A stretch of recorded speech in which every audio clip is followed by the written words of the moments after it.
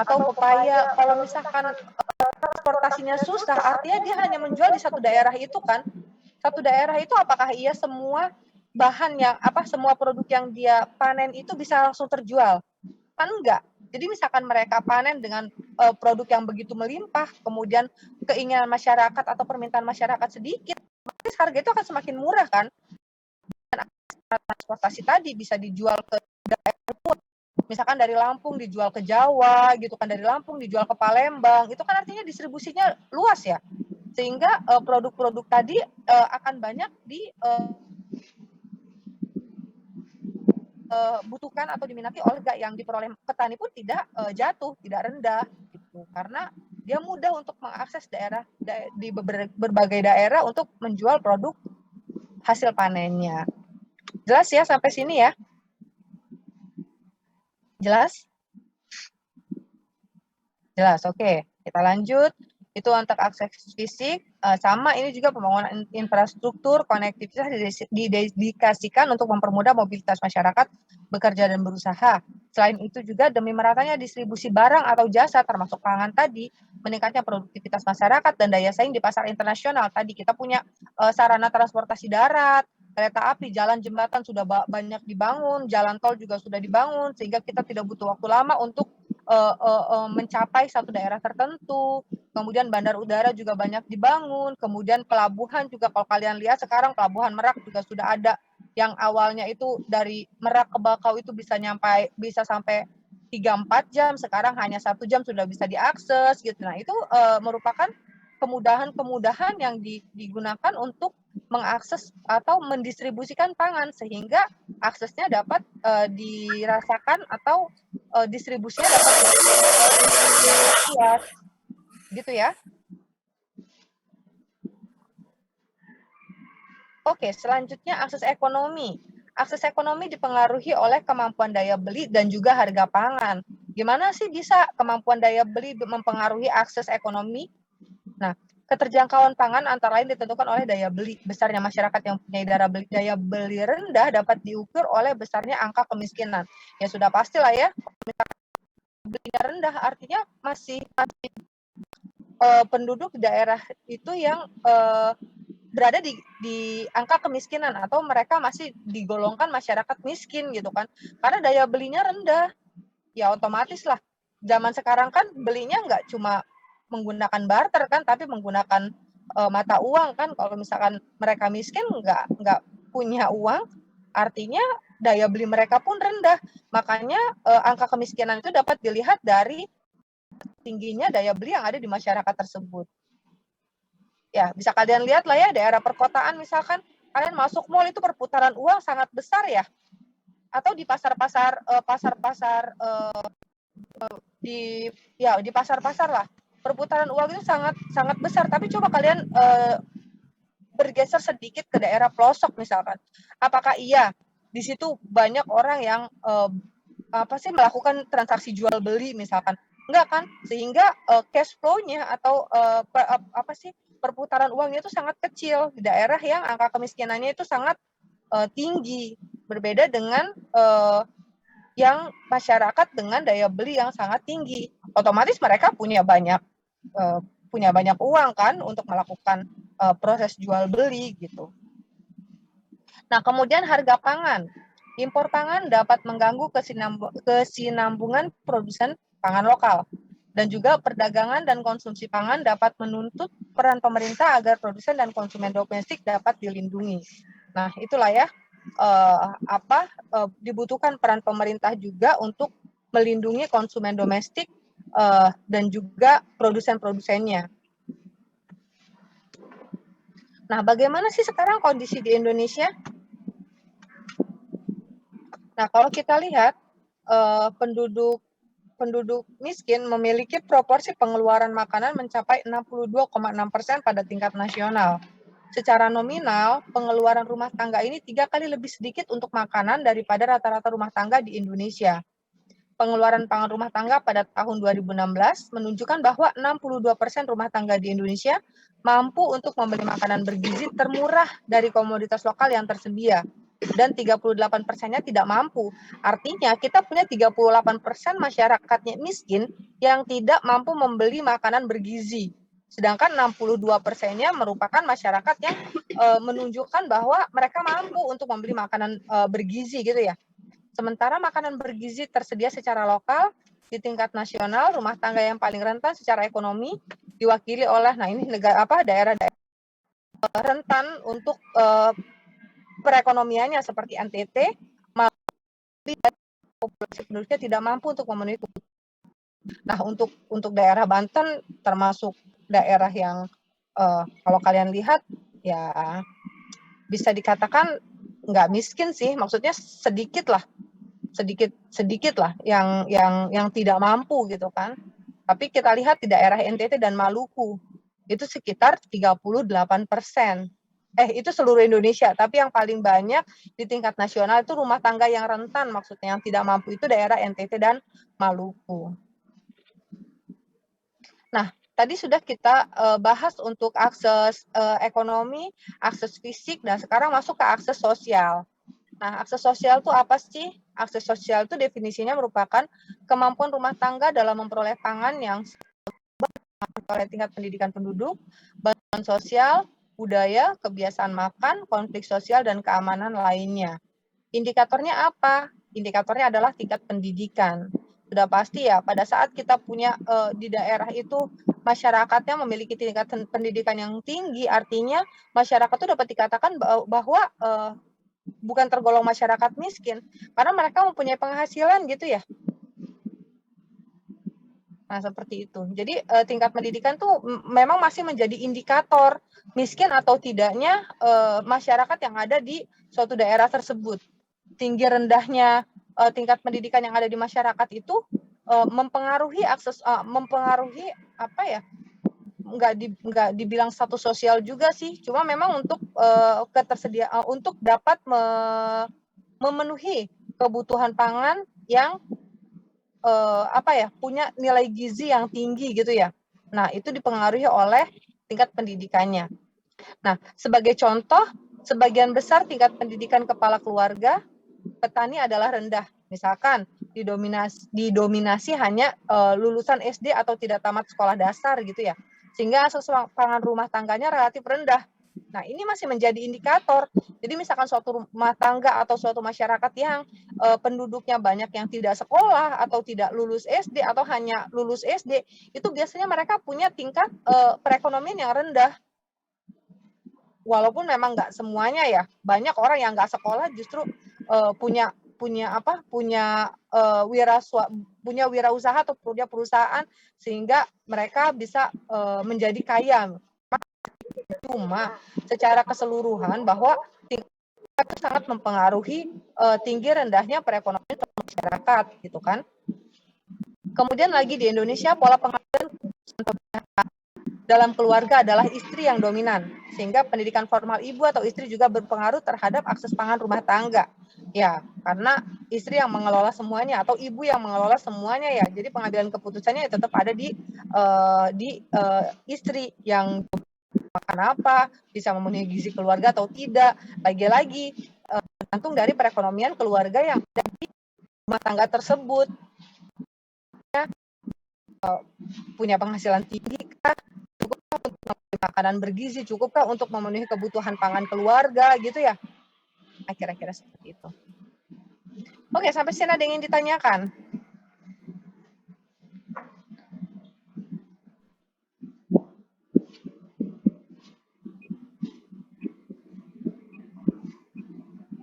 Masih jelas atau bingung? Enggak lah ya. Jelas ya, atau jangan-jangan ngantuk. Kuliah ketahanan pangan.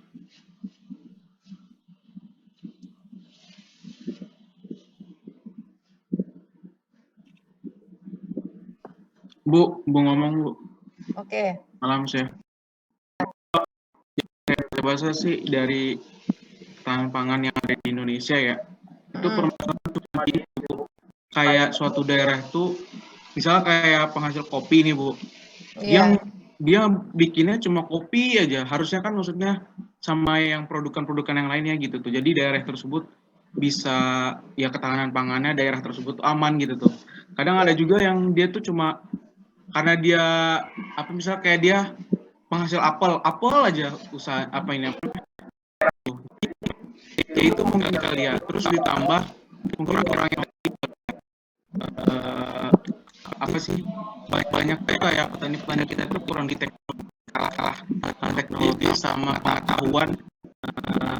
Padahal di kita gitu di pot biasa pun juga bisa kita bikin kayak hal-hal yang misalnya pertama kayak nggak masuk akal jadi masuk akal. Contohnya itu kayak di Jepang kan ada tuh kayak padi, bisa ya di dalam ruangan ditanam ya gitu tuh.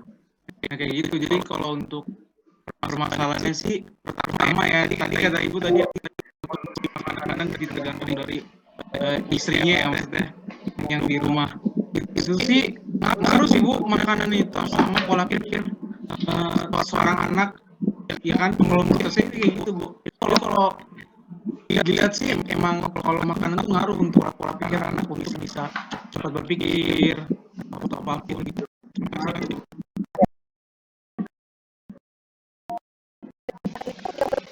Adalah perekonomian ya. Mampu nggak sih keluarga itu kebutuhan gizi tadi kebutuhan gizi apalagi anak dalam masa pertumbuhan butuh gizi yang cukup kan supaya otaknya bisa berkembang. Misalnya untuk ibu-ibu yang ibaratnya orang yang sudah tua sudah melewati masa itu ya makan yang pentingnya mungkin cukup ya, yang penting kita tenaga. Tapi untuk anak-anak kan beda kan, pada saat gizi mereka kurang otomatis daya pikir mereka juga akan terpengaruh, benar, pola berpikir itu akan terpengaruh. Namanya apa, ekonomi kan kita nggak bisa menentukan ya, memang rezeki kan Allah yang ngasih kan, kehidupan seseorang itu Allah yang menentukan gitu, kita nggak bisa menjudge bahwa satu orang yang misal pendidikan tinggi itu akan mempunyai penghasilan yang tinggi ya, belum tentu. Kayak tadi Ibu bilang, ada beberapa orang yang nggak tamat sekolah justru punya usaha yang justru berkembang dengan penghasilan yang berlimpah, itu ada kan. Cuma secara global memang itu akan dipengaruhi oleh pendidikan tadi untuk perekonomian gitu kan. Nah, untuk masalah teknologi tadi, kayak teknologi oke lah, nggak cuma teknologi, benar. Kadang kalau misalkan kita datang ke daerah terpencil yang penduduknya misalkan mayoritas petani, menanam kopi dengan teknik A. Sekarang kita datang dengan mempunyai teknologi baru. Nggak semudah itu untuk memberikan penyuluhan kepada mereka dengan teknologi yang terbaru. Karena mereka berpikir lah, saya puluhan tahun dari nenek moyang saya menanam padi itu seperti ini, menanam kopi itu seperti ini gitu. Dan pada saat kita datang untuk memberi penyuluhan bahwa cara pupuknya seperti ini, mungkin cara seperti ini, itu nggak akan mudah memang.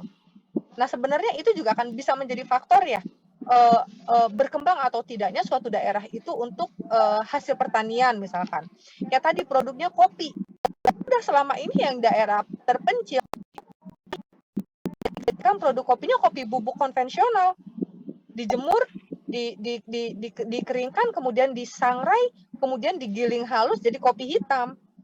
Sementara di daerah lain yang teknologinya sudah canggih, mereka sudah menggunakan coffee maker misalkan, dengan biji yang diolah sedemikian rupa, seperti yang minggu lalu disampaikan oleh kelompok berapa, Ibu lupa, ada pembuatan kopi itu kan, itu bisa menciptakan cita rasa yang berbeda. Yang di kampung itu harga satu gelas kopi cuma 1.000 atau 2.000, pada saat kita masuk kita memberi teknologi itu ke orang daerah yang penghasil kopi, apa iya dengan semudah itu mereka mau nerima?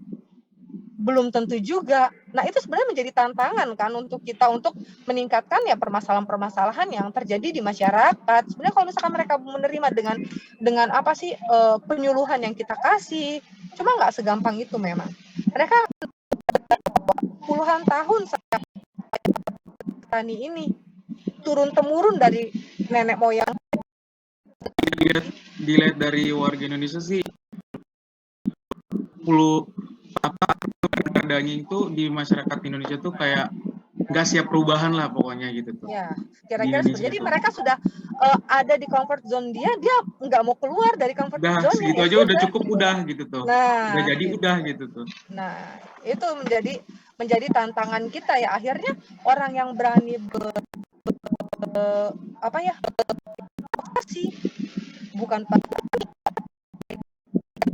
misal dengan menggunakan teknologi yang canggih, tapi dia beli bahan baku dari petani dengan harga murah, kemudian dia olah dengan berinovasi dan menggunakan teknologi tinggi, dia akan mendapatkan hasil yang lebih berlimpah gitu kan. Ya mereka nggak mau diajak gitu. Ya itu tantangannya sih sebenarnya. Menganggap kayak kita tuh menggurui dia lah gitu tuh. Nah, seperti itu. Banyak memang kejadiannya. Memang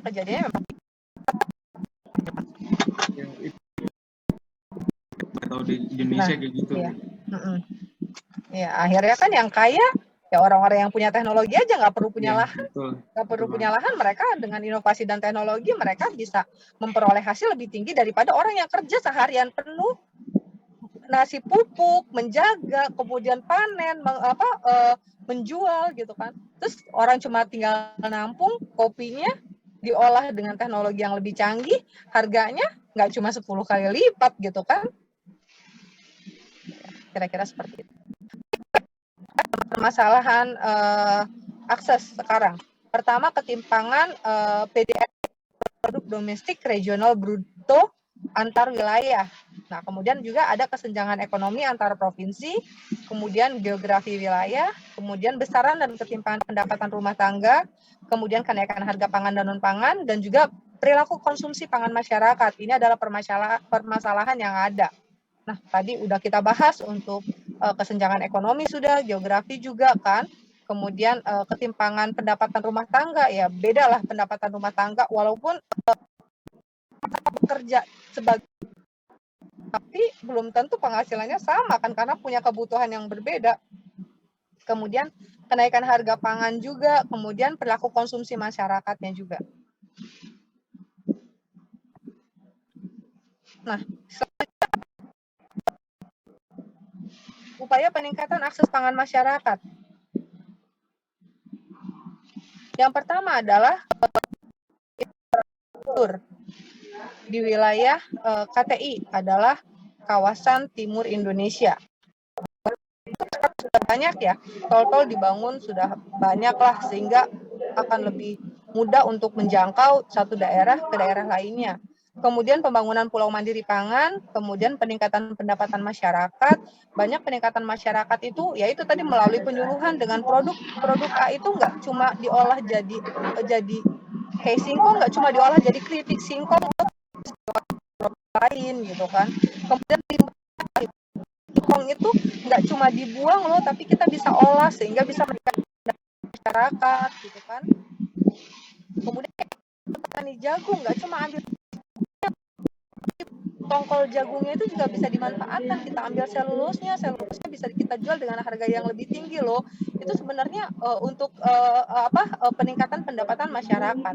Kemudian stabilisasi harga pangan dan non pangan. Nah, ini untuk kalau stabilisasi harga pangan ya biasanya tergantung dari kebijakan pemerintah juga, kemudian dari tengkulak juga ya, biasanya itu mempengaruhi stabilitas harga pangan juga. Kemudian ketersediaan juga, kemudian iklim juga harga pangan. Kemudian peningkatan masyarakat akan pola makan bergizi dan sehat. Kemudian bantuan pangan diprogramkan pemerintah saat ini, yaitu program bantuan pangan non tunai BPNT. Yang Ibu nggak tahu nih masih ada apa enggak nih. Sebagai upaya untuk menyalurkan bantuan pangan yang selama ini melalui program Raskin agar lebih tepat sasaran dan juga tepat jumlah dan waktunya. Ya, kadang ya itulah ya. Ini program bantuan pangan dari pemerintah supaya nggak ada masyarakat miskin yang kekurangan pangan. Pemerintah itu melaksanakan satu program bantuan non tunai. Biasanya bentuk raskin. Yang beras misalkan sekarang harga 12.000 atau 15.000. Nah, beras raskin itu biasa dijual dengan harga misalkan 10.000 per 5 kilo. Cuma lagi-lagi tanggung jawab dari orang-orang yang kita nggak bisa itu ya, kita nggak pantau ya. Kadang raskin tapi dibagi harganya Padahal keluarganya itu mampu, sementara orang miskinnya tetap aja akhirnya orang miskin kekurangan pangan, seperti itu ya. Nah, jadi salah satu hambatan-hambatan atau ya permasalahan-permasalahan yang ada itu banyaklah dari kita sendiri justru kan. Akhirnya bantuan-bantuan itu tidak tepat sasaran. Nah, untuk stabilitas pangan, kewajiban pemerintah berdasarkan Undang-Undang Nomor 18 Tahun 2012. Yang pertama adalah mengelola stabilisasi pasokan dan harga pangan, kemudian mengelola cadangan pangan pokok pemerintah, dan juga distribusi pangan pokok untuk mewujudkan kecukupan pangan pokok yang aman dan bergizi bagi masyarakat. Nah, itu kewajiban pemerintah pangan masyarakat ya. Jadi stabilitas pasokan dan juga harga pangan pokoknya supaya stabil, nggak naik turun. Kayak misalkan harga beras nih stabil gitu kan, jangan tiba-tiba naik, tiba-tiba turun. Kalau naik sih sering lah ya, cuma kalau harga beras turun kayaknya jarang banget deh, justru cenderung naik gitu kan ya.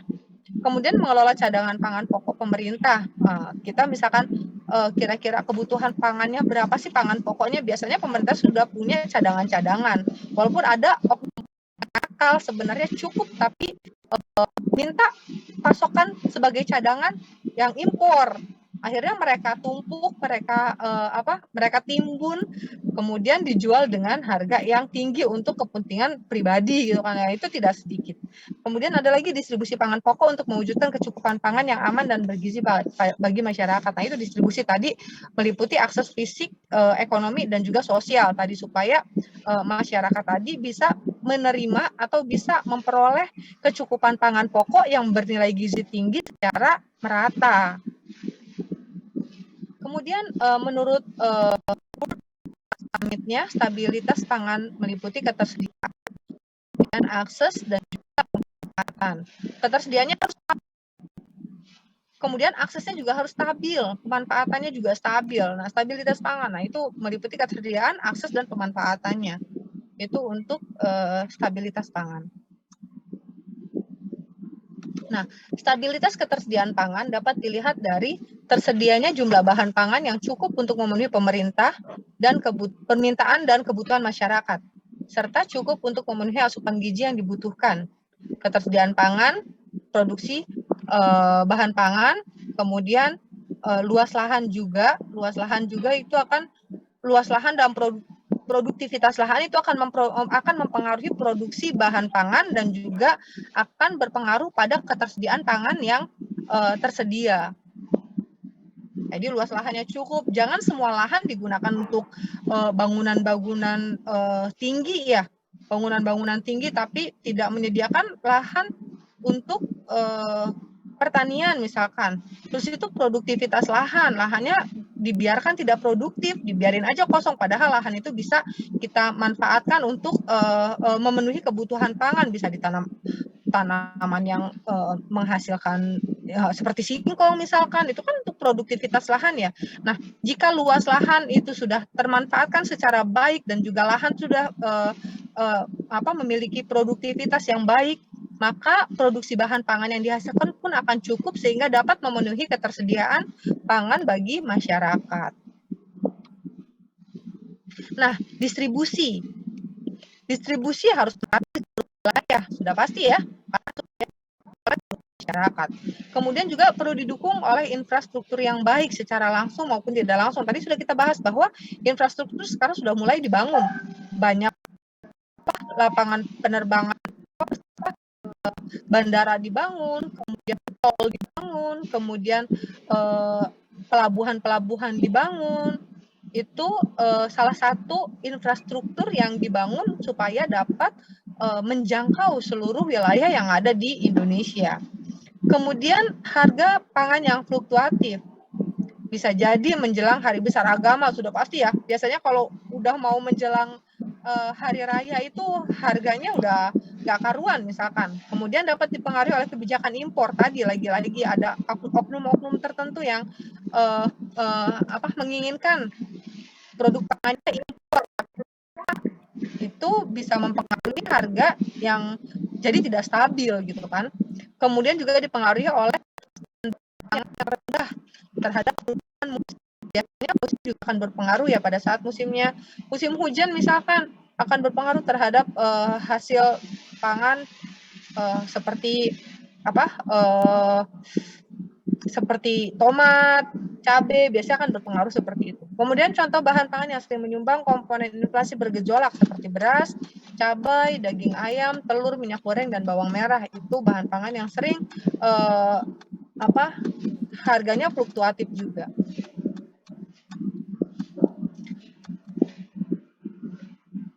Oke, sekarang stabilitas pemanfaatan pangan yang harus diperhatikan. Pertama, pengetahuan dan kesadaran masyarakat dalam memahami pentingnya konsumsi pangan yang baik, berimbang, dan beragam. Nah, itu harus sudah tahu ya. Ini sudah Ibu jelaskan, mungkin setiap pertemuan Ibu selalu jelaskan bahwa konsumsi pangan yang baik, berimbang, dan beragam itu sangat dipentingkan, sangat dibutuhkan oleh masyarakat.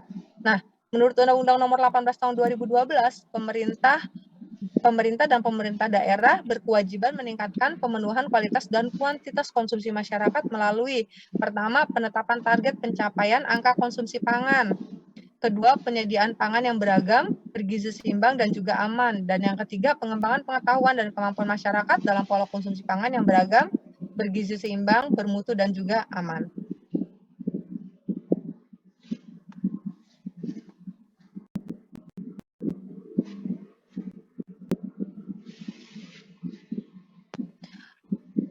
Oke, di sini juga disebut pula bahwa kewajiban pemerintah dan pemerintah daerah itu adalah untuk mewujudkan keanekaragaman konsumsi pangan untuk memenuhi kebutuhan gizi masyarakat dan mendukung hidup sehat, aktif, dan produktif. Bagaimana caranya? Gimana sih cara pemerintah untuk mewujudkan keanekaragaman konsumsi pangan itu? Ada siapa nih yang Ibu bisa tolong nih? Ada yang bisa bantu nggak?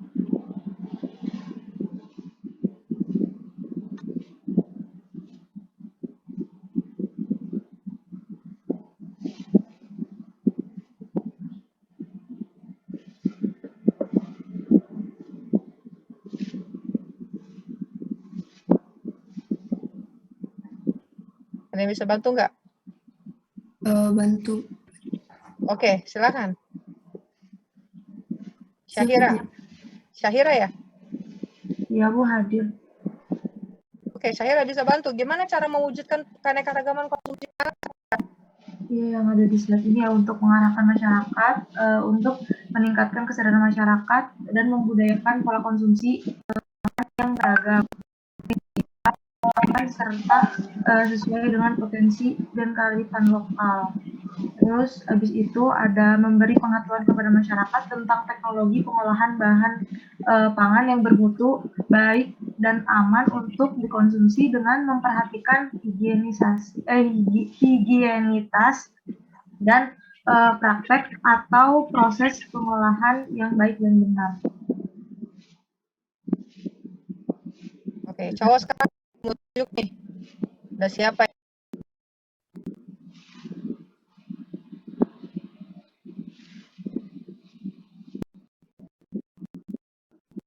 Romi Hussein. Kira-kira ada apa lagi sih kewajiban pemerintah yang bisa dilakukan untuk mewujudkan keanekaragaman konsumsi pangan, Romi? Iya, Bu. Gimana? Untuk kewajiban-kewajiban yang sesuai dengan pemerintah ya untuk mewujudkan penganekaragaman konsumsi pangan itu yang pertama untuk mengarahkan masyarakat untuk meningkatkan kesadaran masyarakat dan membudayakan pola konsumsi pangan yang beragama, bergizi seimbang dan aman serta sesuai dengan potensi dan kearifan lokal. Terus yang kedua, memberi pengetahuan kepada masyarakat tentang teknologi pengolahan bahan pangan yang bermutu baik dan aman untuk dikonsumsi dengan memperhatikan higienitas dan praktek atau proses pengolahan yang baik dan benar. Oke. Itu terakhir untuk pemerintah dalam mewujudkan keanekaragaman konsumsi pangan bagi masyarakat. Oke, sebelum Ibu tutup, Ibu punya tugas untuk kalian. Bentar.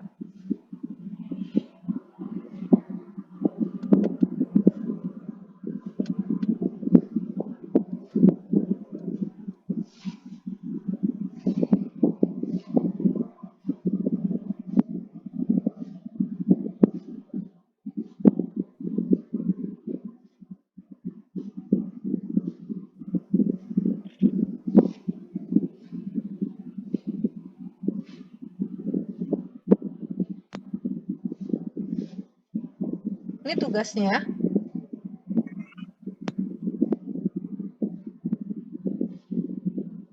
Ini tugasnya, silakan kalian kerjakan sendiri, kemudian kalian ketik, dan nanti jawabannya kalian upload melalui aplikasi Spada. Ibu sudah siapkan fieldnya di Spada dalam bentuk Word.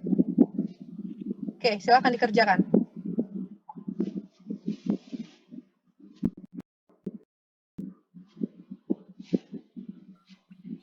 Mohon maaf Bu, untuk pengumpulannya Bu, deadline-nya jam berapa ya Bu? Jam 12 kalau nggak salah Ibu sudah buat di Spada. Oh ya, baik Bu, terima kasih Bu.